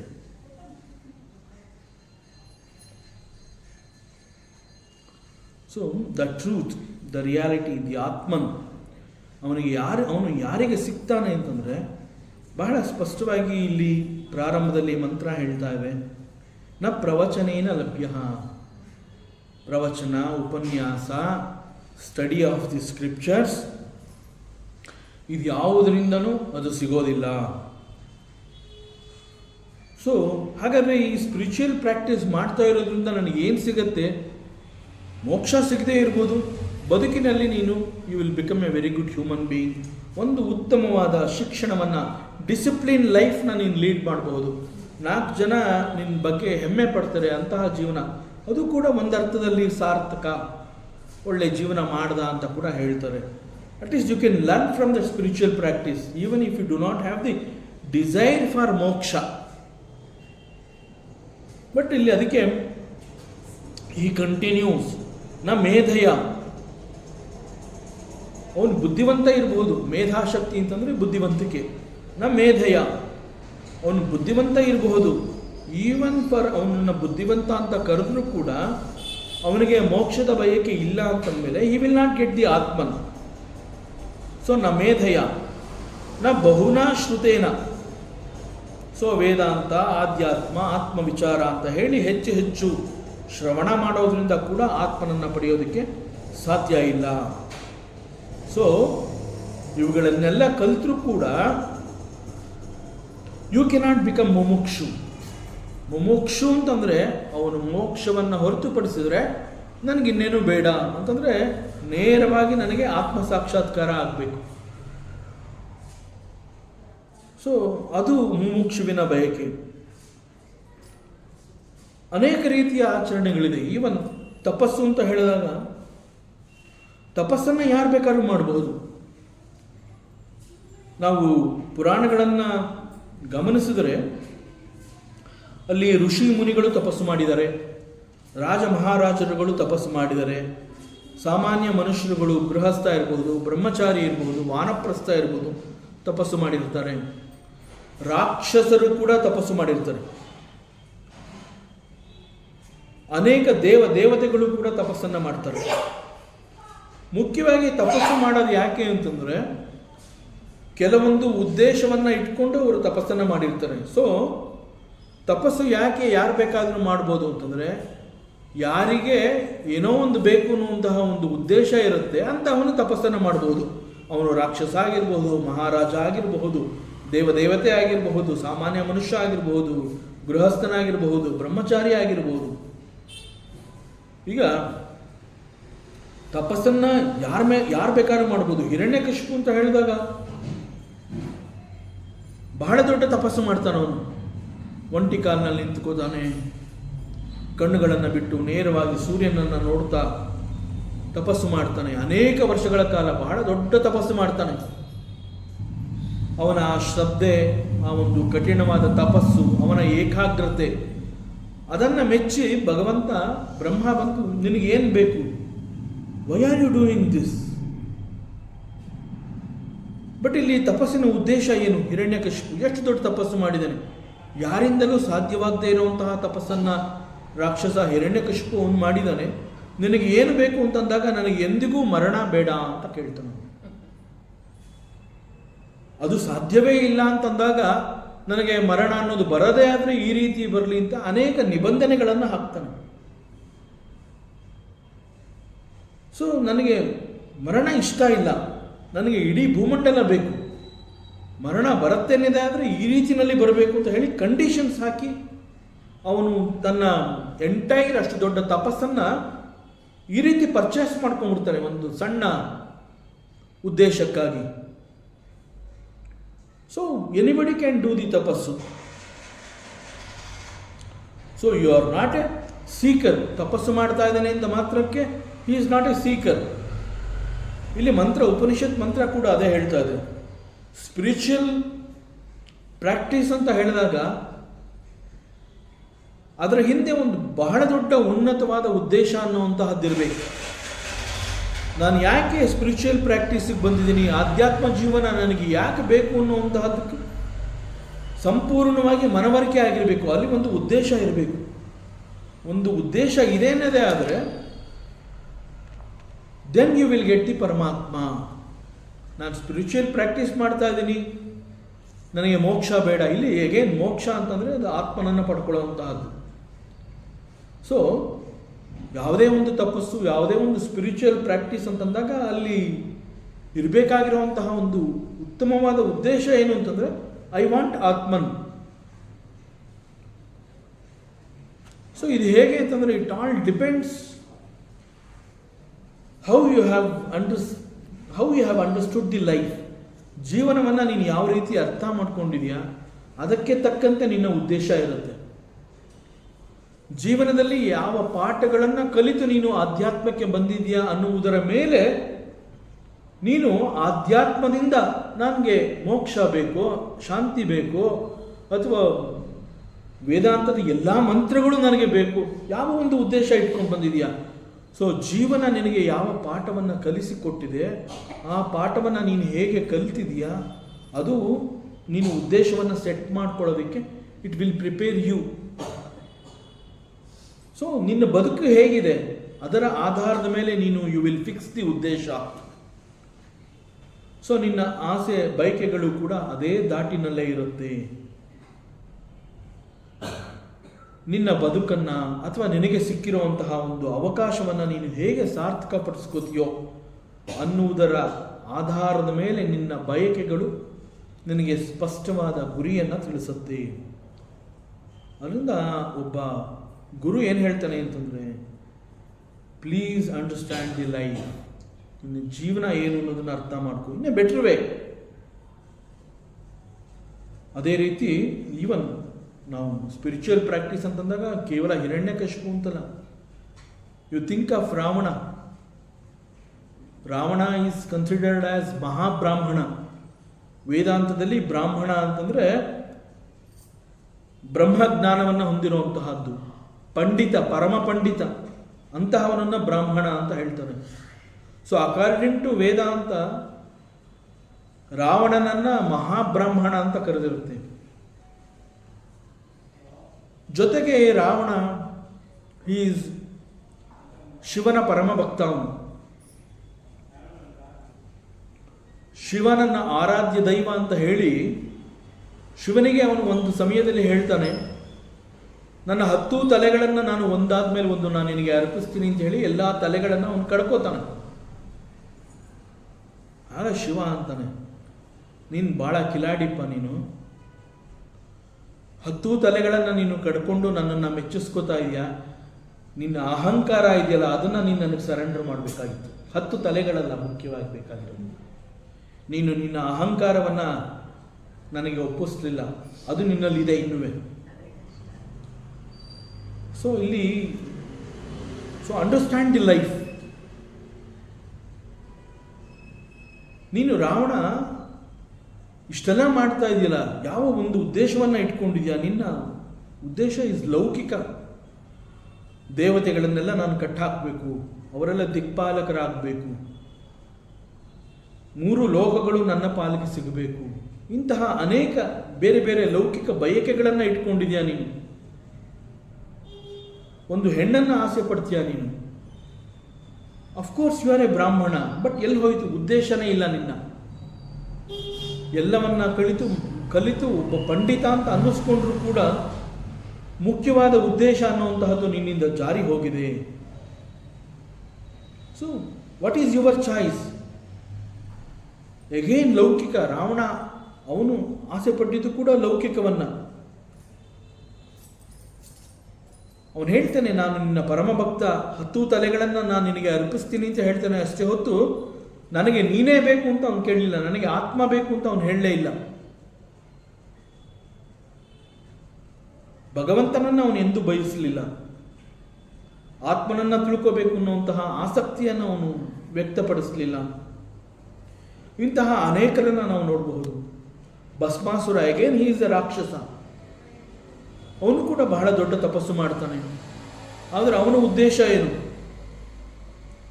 ಬಹಳ ಕೆಟ್ಟ ಉದ್ದೇಶ ಇಟ್ಕೊಂಡಿರ್ತಾನೆ. ಸೊ ಇವ್ರು ಯಾರಿಗೂ ಕೂಡ ತಪಸ್ಸು ಮಾಡಿರ್ತಾರೆ, ಭಗವಂತನನ್ನು ಒಲಿಸ್ಕೋತಾರೆ, ಭಗವಂತನಿಂದ ಅವರಿಗೆ ಬೇಕಾಗಿರುವಂತಹ ವರವನ್ನು ಪಡ್ಕೋತಾರೆ ಅಂತಂದ್ರೆ ಎಲ್ಲೂ ಕೂಡ ಇವ್ರು ಯಾರೂ ನನಗೆ ನೀನೇ ಬೇಕು ಅನ್ನುವಂತಹ ಒಂದು, ದಟ್ ಈಸ್ ಕಾಲ್ಡ್ ದಿ ಮುಮುಕ್ಷುತ್ವ. ನನಗೆ ನೀನೇ ಬೇಕು, ಆತ್ಮವೇ ಬೇಕು ಅನ್ನುವಂತಹದ್ದನ್ನು ಇವ್ರು ಯಾರೂ ವ್ಯಕ್ತಪಡಿಸಲಿಲ್ಲ. ಇವ್ರು ಯಾರಿಗೂ ಕೂಡ ಭಗವಂತ ಬೇಕು ಅಂತ ಅನ್ನಿಸ್ಲಿಲ್ಲ. ಸೊ ವಿತ್ ದಿಸ್ ಬ್ಯಾಕ್ಗ್ರೌಂಡ್, ಈ ಎಲ್ಲ ನೆನಪುಗಳ ಹಿನ್ನೆಲೆಯಲ್ಲಿ ನಾವು ಆತ್ಮಾವಲೋಕನ ಮಾಡ್ಕೋಬೇಕು. ನನಗೆ ಏನು ಬೇಕು? ಪುರಾಣ ಎಷ್ಟೊಂದು ಎಕ್ಸಾಂಪಲ್ಸ್ಗಳನ್ನ ನಮ್ಮ ಮುಂದೆ ಕೊಟ್ಟಿದೆ. ವೇದಾಂತ ಎಷ್ಟೊಂದು ವಿಚಾರಗಳನ್ನು ತಿಳಿಸ್ಕೊಟ್ಟಿದೆ. Now you sit and contemplate. ಕಣ್ಣು ಮುಚ್ಚಿಕೊಂಡು ನಿನಗೇನು ಬೇಕು ಅನ್ನುವಂತಹದ್ದನ್ನು ನಿರ್ಧಾರ ಮಾಡ್ಕೊಳ್ಳೋದಕ್ಕೆ ನಿನಗೆ ಸಾಕಷ್ಟು ಸ್ಕೋಪ್ ಇದೆ. ಥಿಂಕ್, ಆತ್ಮಾವಲೋಕನ ಮಾಡ್ಕೋ. So what is your understanding about the life? So ನನ್ನ ಉದ್ದೇಶ ಏನು, ನನ್ನ ಗುರಿ ಏನು? That matters. ನನ್ನ ಉದ್ದೇಶ ಏನು ಅನ್ನುವಂತಹ ಪ್ರಶ್ನೆ ನಿನಗೆ ಬರುತ್ತಲ್ಲ, that will fix. So that matters. So ಎಲ್ಲಿಯವರೆಗೆ ನಾವು ನಮ್ಮನ್ನು ದೇಹದೊಂದಿಗೆ ಗುರುತಿಸ್ಕೊಂಡಿರ್ತೀವಿ, ಅಲ್ಲಿಯವರೆಗೆ ನನಗೆ ಭಗವಂತ ಬೇಕು ಅಂತ ಅನ್ಸೋದೇ ಇಲ್ಲ. ಯಾಕೆಂದರೆ ಜಗತ್ತಿನ ಎಲ್ಲ ವಸ್ತುಗಳು ಕೂಡ ದೇಹಕ್ಕಾಗಿ ನಾನು ತಪಸ್ಸು ಮಾಡ್ತೀನೋ, ಧ್ಯಾನ ಮಾಡ್ತೀನೋ, ಭಗವಂತನನ್ನು ಒಲಿಸ್ಕೋತೀನೋ, ಇವೆಲ್ಲವನ್ನ ನಾನು ಏನು ಮಾಡ್ತೀನಿ ಅಂತಂದರೆ ಭಗವಂತನಿಂದ ನನಗೆ ಇಂತಹದ್ದು ಬೇಕು ಅಂತ ಕೇಳ್ಕೊತಾ ಇದ್ದೀನಲ್ಲ, ಯಾರಿಗಾಗಿ ಕೇಳ್ಕೊತಾ ಇದ್ದೀನಿ? ದೇಹವನ್ನು ನಾನು ಅಂತ ನಂಬಿರೋದ್ರಿಂದ ನನಗೆ ಬೇಕು ಅಂತಂದರೆ ದೇಹಕ್ಕೆ ಬೇಕು. ಇಟ್ ಈಸ್ ಎಕ್ಸಾಕ್ಟ್ಲಿ ಎಲ್ಲಿಯವರೆಗೆ ನಾನು ದೇಹವನ್ನು ನಂಬಿ ಭಗವಂತನನ್ನು ನಾನು ಘೋರ ತಪಸ್ಸು ಮಾಡಿ ನನಗಿಂತಹದ್ದು ಬೇಕು ಅಂತ ನಾನು ಕೇಳ್ಕೋಬಹುದು. ಆದರೆ ಯಾವ ಕ್ಷಣದವರೆಗೆ I am attach to the body, ಅಲ್ಲಿಯವರೆಗೆ ನಾನು ಭಗವಂತನನ್ನು ನಾನು ಕೇಳೋದೇ ಇಲ್ಲ. ಭಗವಂತನನ್ನು ನೋಡ್ತೀನಿ, ಭಗವಂತನನ್ನು ನಾನು ಉಪಯೋಗಿಸ್ಕೋತೀನಿ, ಭಗವಂತನನ್ನು ಉಪಯೋಗಿಸ್ಕೊಂಡು ಲೌಕಿಕವನ್ನು ಆಸೆ ಪಡ್ತೀನಿ. ಭಗವಂತನನ್ನು ಅಷ್ಟೇ, ನೀನು ನನಗೆ ಕೊಡೋದಕ್ಕೆ ಬಂದಿದೆಯಾ ಅಷ್ಟೇ, ಅದಕ್ಕಾಗಿ ನಾನು ತಪಸ್ಸು ಮಾಡಿದ್ದೀನಿ. ಯಾಕೆ ಅಂದರೆ ನನಗಿದೆಲ್ಲ ಯಾಕೆ ಬೇಕು ಅಂತಂದರೆ, ಇಟ್ ಈಸ್ ಮೀ, ಈ ದೇಹ ಇದು ನಾನು, ಇದನ್ನು ನಾನು ನಂಬಿದ್ದೀನಿ, ಇದು ನನಗೆ ಇಂಪಾರ್ಟೆಂಟು, ನಾಟ್ ಯು. ಸೊ ಎಲ್ಲಿವರೆಗೆ ನಾವು ದೇಹವನ್ನು ನಂಬ್ತೀವಿ ಅಲ್ಲಿವರೆಗೆ ನಾವು ಭಗವಂತನನ್ನು ಬೇಕು ಅಂತ ನಾವು ಕೇಳ್ಕೊಳ್ಳೋದಿಲ್ಲ. ಇದು ಈ 2ನೇ ವಲಿನಲ್ಲಿ ಅದ್ಭುತವಾದ ಐ ಓಪನರ್ ಈ ಮಂತ್ರ. ಸೊ ಇಂಟ್ರಾಸ್ಪೆಕ್ಷನ್ಗೆ ಬಹಳ ಮುಖ್ಯವಾಗಿ ಸಲಹೆಗಳನ್ನು ಕೊಡ್ತಾ ಇರುವಂತಹದ್ದು. ಇಲ್ಲಿ ಯಮಧರ್ಮರಾಜ ಒಂದು ಉಪದೇಶ ಅಂತ ಹೇಳಿ ಇಂತಹ ಮಂತ್ರಗಳನ್ನು ಅವನು ಹೇಳಬೇಕಾದ್ರೆ, ಇಂತಹ ವಿಚಾರವನ್ನು ಉಪನಿಷತ್ ಋಷಿ ಹೇಳಬೇಕಾದ್ರೆ, ಜೊತೆಗೆ ಇಲ್ಲಿ ಆಚಾರ್ಯ ಶಂಕರರು ಈ ಸಂದರ್ಭದಲ್ಲಿ ಅವರು ಕೊಟ್ಟಿರುವಂತಹ ಭಾಷ್ಯ ನಮ್ಮನ್ನು ಹೆಚ್ಚು ಚಿಂತನೆಗೆ ಒಡ್ಡತ್ತೆ. ಯಾಕೆಂತಂದರೆ ಸಾಮಾನ್ಯವಾಗಿ ಆ ನ ಪ್ರವಚನೇನ ಲಭ್ಯ ಅನ್ನೋದಕ್ಕೆ ಅವರು ಒಂದು ಭಾಷ್ಯವನ್ನು ಬರೀದೇ ಹೋಗಿದ್ದಿದ್ರೆ ನಾವು ಕೂಡ ಪ್ರವಚನ ಅಂತಂದರೆ ಶ್ರವಣ ಇತ್ಯಾದಿಗಳು ಮಾತ್ರ ಅಂತಲೇ ತಿಳ್ಕೊತಾ ಇದ್ವಿ. So it is an I opener. So ಅದನ್ನು ಇಲ್ಲಿ ಮಂತ್ರದ ಪ್ರಾರಂಭದಲ್ಲಿ ನಾಯಮಾತ್ಮ ಪ್ರವಚನೇನ ಲಭ್ಯ ನ ಮೇಧಯ ನ ಬಹುನಾ ಶ್ರುತೇನ.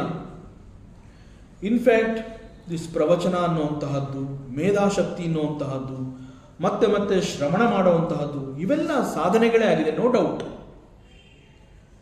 ಪ್ರತಿನಿತ್ಯ ನಾವು ಮಾಡ್ತಾ ಇರುವಂತಹದ್ದು, ಕೇಳ್ತಾ ಇರುವಂತಹದ್ದು, ಇವೆಲ್ಲ ಸ್ಪಿರಿಚುವಲ್ ಪ್ರಾಕ್ಟೀಸ್ಗಳೇ, ನೋ ಡೌಟ್.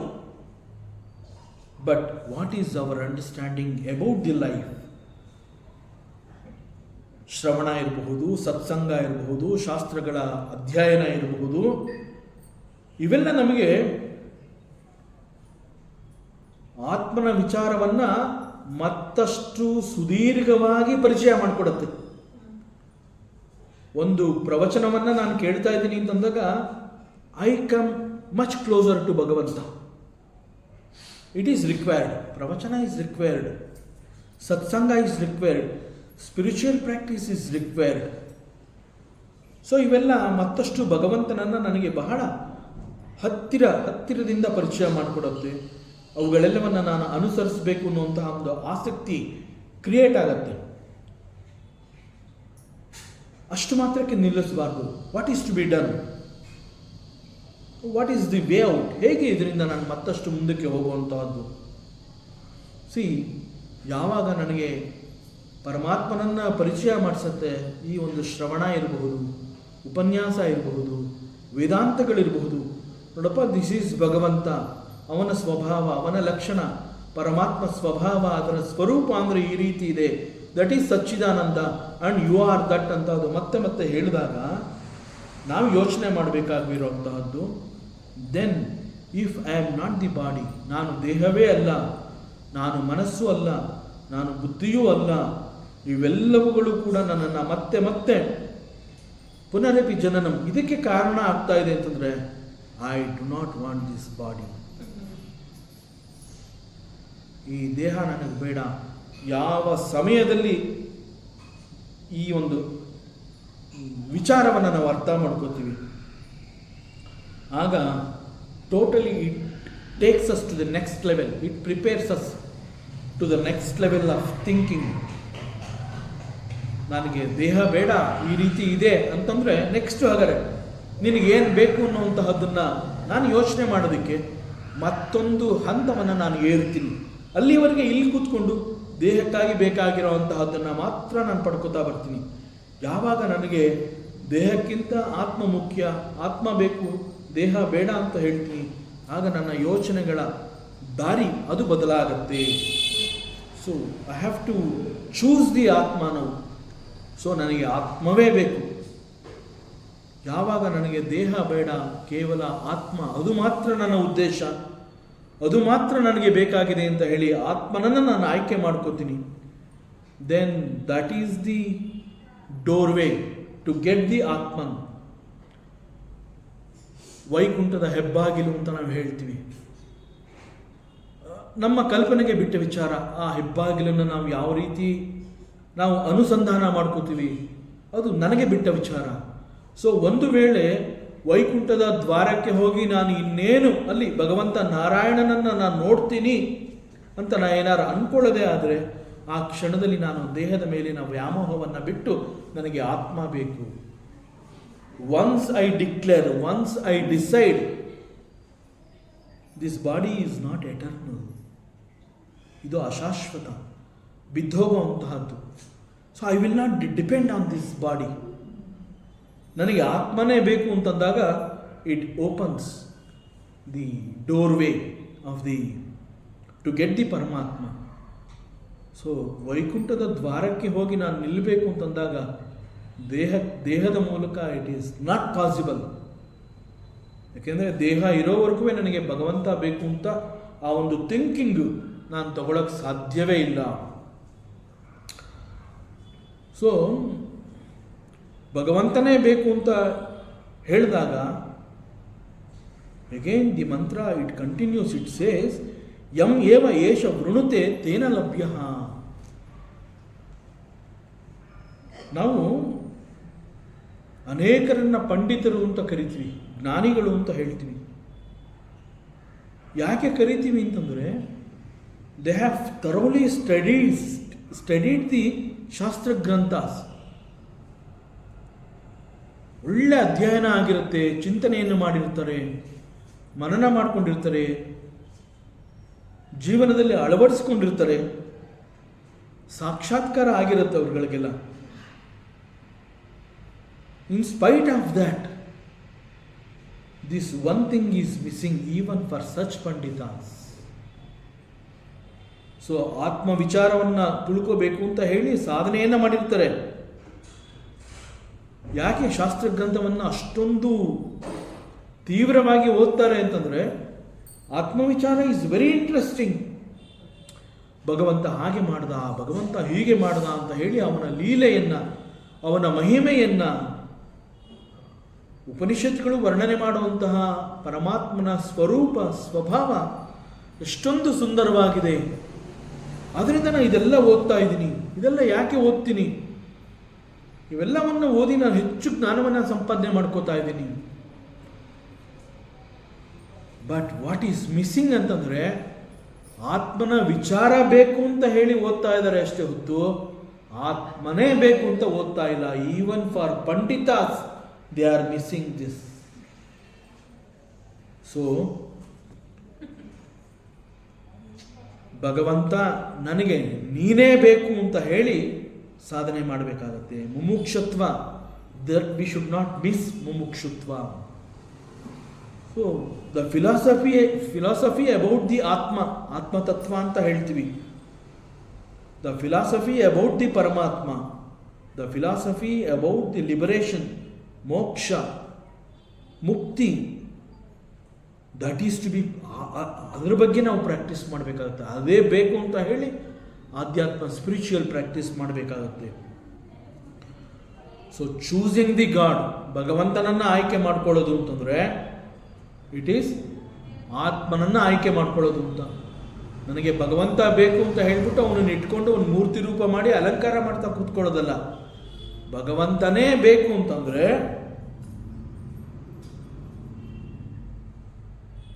ಅವನನ್ನು ಹೊರತುಪಡಿಸಿದ್ರೆ ಇನ್ನೇನು ಬೇಡ, ನೆಕ್ಸ್ಟ್ ಇನ್ನೇನು ಬೇಡ. ಸೊ ಇದು ಹೆಂಗೆ ಅಂತಂದರೆ ವಿಚಾರ ಮಾಡ್ತಾ ಮಾಡ್ತಾ ಆ ಡಿಸ್ಟೆನ್ಸ್ ಎಷ್ಟಿದೆ ನಮ್ಮಿಬ್ಬರ ಮಧ್ಯದಲ್ಲಿ ಇನ್ನೊಂದು ಗೊತ್ತಾಗ್ತಾ ಹೋಗುತ್ತೆ. ಪ್ರತಿ ಹಂತದಲ್ಲೂ ನಾನು ಮುಮುಕ್ಷುವಿನ ಬಯಕೆ, ಮೋಕ್ಷದ ಬಯಕೆ, ಆತ್ಮನೇ ಬೇಕು ಅಂತ ಹೇಳ್ಕೊತಾ ಇದ್ರೂ ಕೂಡ ಇನ್ನೂ ಒಂದು ಸ್ವಲ್ಪ ಗ್ಯಾಪ್ ಇದೆ, ಇನ್ನೂ ಒಂದು ಸ್ವಲ್ಪ ಗ್ಯಾಪ್ ಇದೆ, ನಾನು ಇನ್ನೂ 2 ಹೆಜ್ಜೆ ಮುಂದೆ ಹೋಗಬೇಕು. Not that easy. ಭಗವಂತ ಬೇಕು ಅಂತ ಹೇಳಿದ ತಕ್ಷಣ now you are ready, come to me. No, it is not like that.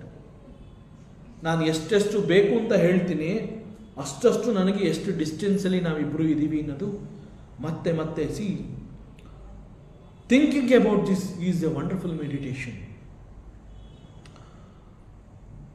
So it place A major role in attaining the ಆತ್ಮ. ಆತ್ಮನೇ ಬೇಕು ಅಂತ ಹೇಳಿ ನಿರ್ಧಾರ ಮಾಡಿದಾಗ ಅದನ್ನು ಮಾತ್ರ ನಾನು ಪ್ರಾಕ್ಟೀಸ್ ಮಾಡ್ತೀನಿ ಅಂತ ಹೇಳಿ ಅದರ ಬಗ್ಗೆ ನಾನು ಹೆಚ್ಚು ಚಿಂತನೆಯನ್ನು ಮಾಡ್ತಾ ಇದ್ದೀನಿ ಅಂತ ಅಂದಾಗ ಕೂಡ there is a gap. So ಹಾಗಾದರೆ ಇವರೆಲ್ಲ ಯಾರು ಇಷ್ಟೆಲ್ಲ ತಪಸ್ ಮಾಡಿದ್ದಾರೆ, ಭಗವಂತನೇ ಬೇಕು ಅಂತ ಹೇಳಿದ್ದಾರೆ, ಆತ್ಮ ವಿಚಾರವನ್ನು ಬೇಕು ಅಂತ ಹೇಳಿ ಪಂಡಿತರು ಶಾಸ್ತ್ರ ಗ್ರಂಥವನ್ನು ಓದಿದ್ದಾರೆ, ಅಧ್ಯಯನ ಮಾಡಿದ್ದಾರೆ, ದಿನನಿತ್ಯದಲ್ಲಿ ಪ್ರಾಕ್ಟೀಸ್ ಮಾಡ್ತಾ ಇದ್ದಾರೆ, ಸಾಕಷ್ಟು ಕೇಳ್ತಾರೆ, ಜೀವನದಲ್ಲಿ ಅಳವಡಿಸ್ಕೊಂಡಿದ್ದಾರೆ. ಇವೆಲ್ಲ ಮಾಡ್ತಾ ಇದ್ದಾರಲ್ಲ, ಇವರೆಲ್ಲ ಯಾರು ಹಾಗಾರೆ? ವೇದಾಂತ ಬಹಳ ಸ್ಪಷ್ಟವಾಗಿ ಹೇಳುತ್ತೆ, ನೀನು ಇಷ್ಟಪಡ್ತೀಯೋ ಬಿಡ್ತೀಯೋ, ನೀನನ್ನು ಬೈಕೋತೀಯೋ ಏನೋ ಅದು ಗೊತ್ತಿಲ್ಲ, ಅವ್ರು ಏನೇ ಮಾಡಿದ್ರು ದೇ ಆರ್ ಆಲ್ ಸಂಸಾರೀಸ್. ಬಹಳ ಕಟುವಾಗಿ ಹೇಳುತ್ತೆ ವೇದಾಂತ. ಅವರೆಲ್ಲ they are all samsaris, no doubt about it. ಅಂತಂದರೆ ಅವರಲ್ಲಿ ಇನ್ನಷ್ಟು ಮತ್ತಷ್ಟು ಆ ಲೌಕಿಕದ ಬಯಕೆಗಳನ್ನು ಅವರು ಇಟ್ಕೊಂಡಿದ್ದಾರೆ. ಭಗವಂತನನ್ನು ಹೊರತುಪಡಿಸಿ ಮತ್ತೆ ಬೇರೆ ಏನನ್ನೇ ಅಪೇಕ್ಷಿಸಿದ್ರು it's called he is a samsari. So ಯಾವುದೋ ಒಂದು ಉದ್ದೇಶವನ್ನು ಇಟ್ಕೊಂಡು ವೇದಾಂತವನ್ನು ತಿಳ್ಕೊತಾ ಇದ್ದಾರೆ, ಉಪನಿಷತ್ತು ಓದ್ತಾ ಇದ್ದಾರೆ, ಆದರೆ ಮುಖ್ಯ ಉದ್ದೇಶವನ್ನು ಅವರು ಕೈ ಬಿಟ್ಟಿದ್ದಾರೆ. So they are called samsari. So choice, ಆಯ್ಕೆ ಅಂತ ಬಂದಾಗ, ಜೀವನದಲ್ಲಿ ಆಯ್ಕೆ ಅಂತ ಬಂದಾಗ, ದಟ್ ಆಯ್ಕೆ ಮಸ್ಟ್ ಬಿ ದಿ ಆತ್ಮ. ಆತ್ಮನನ್ನು ಹೊರತುಪಡಿಸಿದ್ರೆ ಇನ್ನೇನು ಬೇಡ. ಸೊ ಒಂದು ಸಲ ನನಗೆ ಆತ್ಮನೇ ಬೇಕು ಅಂತ ಹೇಳಿದಾಗ, that the intense desire to have the atma, that is my ultimate ಉದ್ದೇಶ ಅಂತ ಹೇಳಿದಾಗ, it will make you to think how best and how fast you can attain me. ಆ ಮಾರ್ಗವನ್ನು ಅದು ತೋರಿಸುತ್ತೆ, ಎಷ್ಟು ಗ್ಯಾಪ್ ಇದೆ ಅನ್ನೋದನ್ನು ತೋರಿಸೋದಿಲ್ಲ. That is called the burning desire. ಆತ್ಮನೇ ಬೇಕು ಅಂತ ಹೇಳಿ ಅದು ಬಿಟ್ಟು ಇನ್ನೇನು ಬೇಡ, ಇನ್ನೇನು ನಾನು ನೋಡೋದಿಲ್ಲ, ಆತ್ಮನೇ ಬೇಕು ಅಂತಂದಾಗ it will not show you the distance, it will guide you how best you can attain me. ನನ್ನನ್ನು ಹೇಗೆ ನೀನು ಹೊಂದಬಹುದು ಅದನ್ನು ಗೈಡ್ ಮಾಡುತ್ತೆ. That is the beauty of the Vedanta. So ಇಲ್ಲಿ it will guide you towards the liberation. ಇಲ್ಲಿ ವೇದಾಂತ ಅದಕ್ಕೆ ಎರಡೇ ರೀತಿಯ ವರ್ಗವನ್ನು ಗುರುತಿಸುತ್ತೆ ವೇದಾಂತ. ಒಂದು ವರ್ಗದ ಜನ, ದೇ ಆರ್ ಕಾಲ್ಡ್ ದಿ ಸಂಸಾರೀಸ್. ಮತ್ತೊಂದು ವರ್ಗದ ಜನ, they are all sanyasis. Again ವೇದಾಂತ ಹೇಳುತ್ತೆ, ನೋಡಪ್ಪ, ಸನ್ಯಾಸಿ ಅಂತ ಹೇಳಿದಾಗ, ಸನ್ಯಾಸಿ ಈಸ್ ಎ ಪರ್ಸನ್, ಎಲ್ಲವನ್ನ ಅವನು ನಿರಾಕರಿಸಿರ್ತಾನೆ. He is just ready to attain the Paramatma. He is the real ಸನ್ಯಾಸಿ. ಆ ಲೆವೆಲಲ್ಲಿ ರೆಡಿಯಾಗಿರುವಂತಹವನನ್ನು ಬಿಟ್ಟರೆ ಉಳಿದ ಎಲ್ಲರೂ ಕೂಡ ದೇ ಆರ್ ಆಲ್ ಸಂಸಾರೀಸ್. ಸೊ ವೇದಾಂತ ಬಹಳ ಸ್ಪಷ್ಟವಾಗಿ, there are only two types of people that you can see in the world. One is sannyasi, the other is samsari. So now you choose. So ಯಾಕೆ ಅಂತಂದರೆ, ಸಂಸಾರಿ ಅಂತ ಹೇಳಿದಾಗ ಇನ್ನೇನು ಭಗವಂತ ಬಂದಿದ್ದಾನೆ, ಇನ್ನು ಸಿಕ್ಕಿದ್ದಾನೆ, ಇನ್ನೇನು ಭಗವಂತನೊಂದಿಗೆ ನಾನು, ನಿನ್ನೊಂದಿಗೆ ನಾನು ರೆಡಿಯಾಗಿದ್ದೀನಿ ಅಂತ ಹೇಳ್ಕೋಬೇಕು ಅನ್ನೋ ಅಷ್ಟರಲ್ಲಿ ಎಲ್ಲೋ ಒಂದು ಕಡೆ ನಾನು ಅನ್ನುವಂತಹದ್ದು ಕಡಿಮೆ ಆಗದೆ ಹೋದರೆ ಅದು ಯಾವುದೋ ಮತ್ತೊಂದು ವಸ್ತು ಅವನಿಗೆ ಬೇಕು ಪ್ರಪಂಚದಿಂದ ಅಂತ ಹೇಳಿ ಕಂಪ್ಲೀಟಾಗಿ ಅವನ ಫೋಕಸ್ನ ಅದು ಡೈವರ್ಟ್ ಮಾಡಿಬಿಡುತ್ತೆ. ದಟ್ ಈಸ್ ಕಾಲ್ಡ್ ಅಹಂಕಾರ. ಅಹಂಕಾರ ಅನ್ನುವಂತಹದ್ದು ಅದಕ್ಕೆ ಅದನ್ನು ಬಹಳ ಕೆಟ್ಟದು ಅಂತ ಹೇಳುತ್ತೆ ವೇದಾಂತ, ಅಹಂಕಾರ. ಸೊ ಒಂದು ಕ್ಷಣದಲ್ಲಿ ಎಷ್ಟು ದೊಡ್ಡ ಸಾಧನೆಯನ್ನು ಮಾಡಿ ಭಗವಂತ ಬಂದು ಎದುರು ನಿಂತಾಗ ಕೂಡ ನನಗೆ ನೀನು ಬೇಕು ಅಂತ ಕೇಳಲಿಲ್ಲ. This is what Ravana did, Hiranyakashipu did, Bhasmasura, so many people.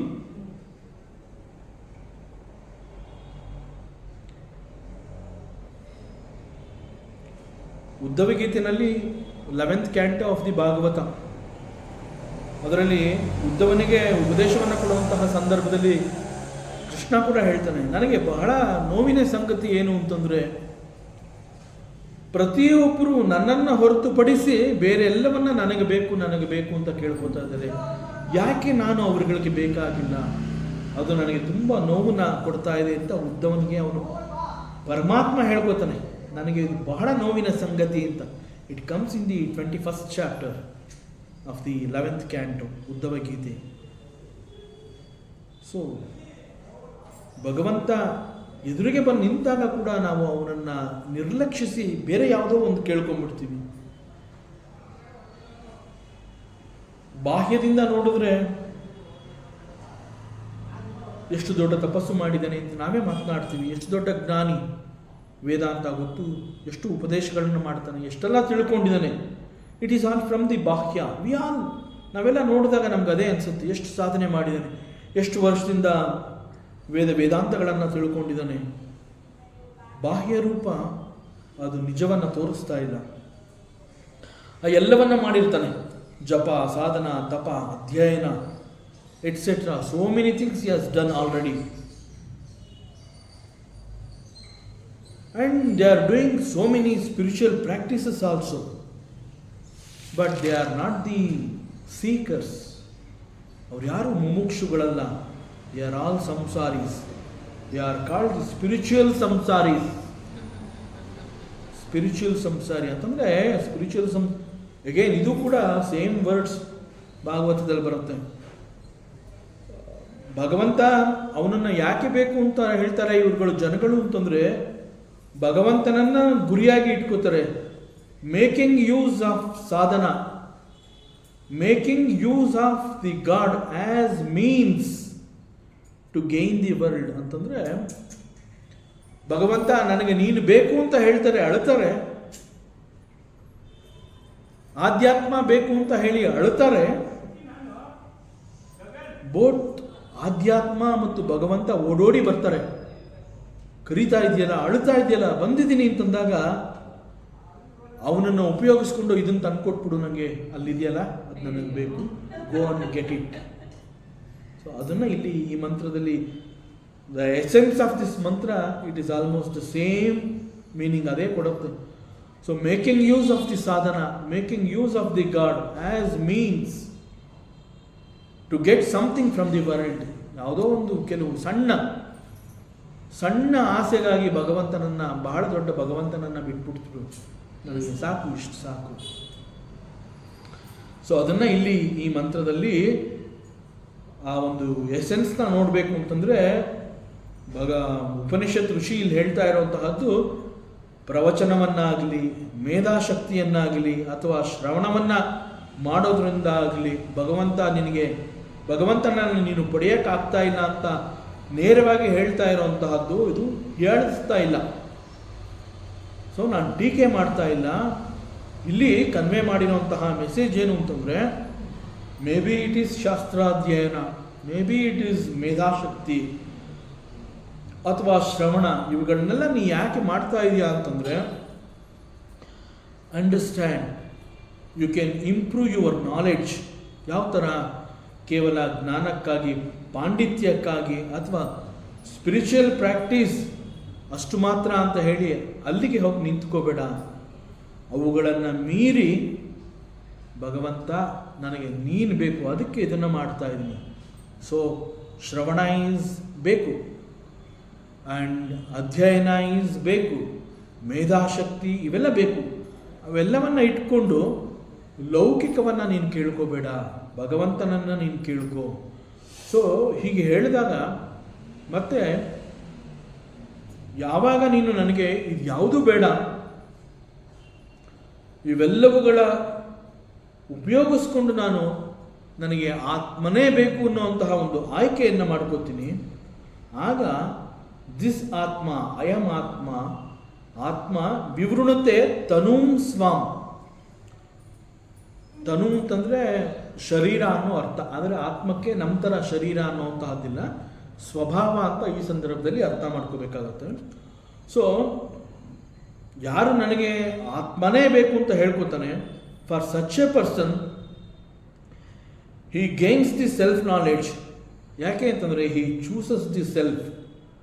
And ಈ ಆತ್ಮ ಯಾವಾಗ ಆತ್ಮನನ್ನೇ ಆಯ್ಕೆ ಮಾಡ್ಕೋತಾನೆ, that atma it reveals the knowledge to him. ಆತ್ಮ ವಿವೃಣತೆ, ಇಟ್ ರಿವೀಲ್ಸ್ ತನ್ನ ಸ್ವಭಾವ ಅಂತಂದರೆ ಆತ್ಮ ಅಂತ ಅಂದ್ರೆ ಏನು ಅನ್ನುವಂಥದ್ದನ್ನು ಪರಿಚಯ ಮಾಡಿಕೊಡೋ ಅಷ್ಟರಲ್ಲಿ ಅವನಲ್ಲಿರೋದಿಲ್ಲ, ಅವನಲ್ಲಿ ಆತ್ಮನೇ ಆಗಿ ಹೋಗಿರ್ತಾನೆ. ಸೊ ನನಗೆ ಆತ್ಮನೇ ಬೇಕು ಅನ್ನುವಂತಹ ತೀವ್ರವಾದ ಬಯಕೆಯನ್ನು ಯಾವ ಸಾಧಕ ಆ ರೀತಿ, ಅದಕ್ಕಾಗಿ ನನ್ನ spiritual practice is only to attain the ಪರಮಾತ್ಮ. ಇನ್ನೇನು ಬೇಡ ನನಗೆ, ಆತ್ಮನನ್ನು ಹೊರತುಪಡಿಸಿದ್ರೆ ಇನ್ನೇನೂ ಬೇಡ ಅಂತ ಯಾವಾಗ ಅವನು ಹಿ ಡಿಸೈಡ್ಸ್ ಆ್ಯಂಡ್ ಹಿ ಚೂಸಸ್ ಆತ್ಮನನ್ನೇ ಆಯ್ಕೆ ಮಾಡ್ಕೋತಾನೆ, ಆಗ ಆತ್ಮ ಇಟ್ ರಿವೀಲ್ಸ್ ಅದು ತನ್ನನ್ನು ತಾನೇ ಅವನಿಗೆ ತಿಳಿಸ್ಕೊಡತ್ತೆ.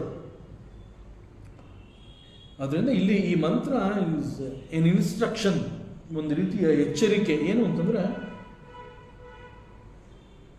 ನೀನು ಕೂತ್ಕೊಂಡು ಆತ್ಮಾವಲೋಕನ ಮಾಡಿಕೊಳ್ಳುವಂತಹ ಸಂದರ್ಭದಲ್ಲಿ ಥಿಂಕ್, ನೀನು ಪ್ರಪಂಚವನ್ನು ಆಯ್ಕೆ ಮಾಡ್ಕೋತಾ ಇದೆಯಾ ಅಥವಾ ಭಗವಂತನನ್ನು ಆಯ್ಕೆ ಮಾಡ್ಕೋತಾ ಇದೆಯಾ? ಸರಿಯಾಗಿ ಆಲೋಚನೆ ಮಾಡಿ ಆಮೇಲೆ ಭಗವಂತ ಬಂದಾಗ ಏನು ಬೇಕು ಅನ್ನುವಂತಹದ್ದನ್ನು ಕೇಳ್ಕೋ ಅಂತ ಹೇಳಿ ಒಂದು ಎಚ್ಚರಿಕೆಯನ್ನು ಕೊಡ್ತಾ ಇದೆ. ಸೊ ಒಂದು ವೇಳೆ ಆತ್ಮನನ್ನು ಆಯ್ಕೆ ಮಾಡಿಕೊಂಡ್ರೆ, ಆತ್ಮ ಭಗವಂತ ನನಗೆ ನೀನೇ ಬೇಕು ಅಂತ ಹೇಳಿ ಅದನ್ನು ಮಾತ್ರ ನೀನು ಆಯ್ಕೆ ಮಾಡಿಕೊಂಡ್ರೆ, ಸ್ವಾಂ ತನು ಅಂತಂದರೆ ತನ್ನ ಶರೀರವನ್ನು ತಸ್ಯ ಅವನಿಗೆ ವಿವೃಣುತ್ತೆ, ತನ್ನ ನಿಜ ಸ್ವರೂಪವನ್ನು ಆತ್ಮ ಇಟ್ ರಿವೀಲ್ಸ್. ಮತ್ತಷ್ಟು ವಿಚಾರಗಳಿದೆ, ಮುಂದಿನ ಅವಕಾಶದಲ್ಲಿ ಮತ್ತೆ ಮುಂದುವರಿಸೋಣ.